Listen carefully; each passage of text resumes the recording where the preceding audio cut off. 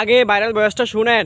সম্পর্ক সুন্দর রাখার জন্য ধৈর্য ধরার দরকার, ব্যবসায় লাভ আনার জন্য ধৈর্য ধরার দরকার, পরীক্ষায় পাশ করার জন্য ধৈর্য ধরার দরকার, ইবাদত ভালো করে করার জন্য ধৈর্য ধরার দরকার, সংসার টিকায় রাখার জন্য ধৈর্য ধরার দরকার, সর্বকাজে ধৈর্য ধরার দরকার। বেশিরভাগ সম্পর্ক নষ্ট হয় জবানের অপব্যবহারের কারণে। কিছু শব্দ, কিছু বাক্য আর উপস্থাপনের উপর নির্ভর করে পরবর্তী সিচুয়েশন কেমন হবে, কতটুক যাবে। আমরা যদি কথা বলার সময় একটু মেপে মেপে কথা বলি, স্থির হয়ে কথা বলি, আমাদের অনেক কঠিন পরিবেশও সহজ হয়ে যাবে।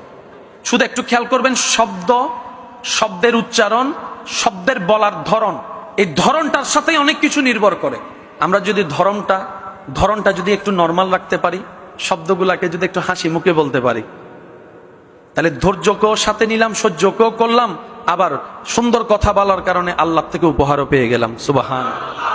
আমাদের নবী রাহমাতুল্লিল আলামিন হাজার কটু কথার বিপক্ষে মুস্কি হেসে সুন্দর কথা উপহার দিতেন। দুশমনও এক সময় সেই নবীর প্রশংসা করতে বাধ্য হয়ে আলামিন উপাধি দিয়েছেন। সুবহান। আর একটু মহাব্বতের আওয়াজে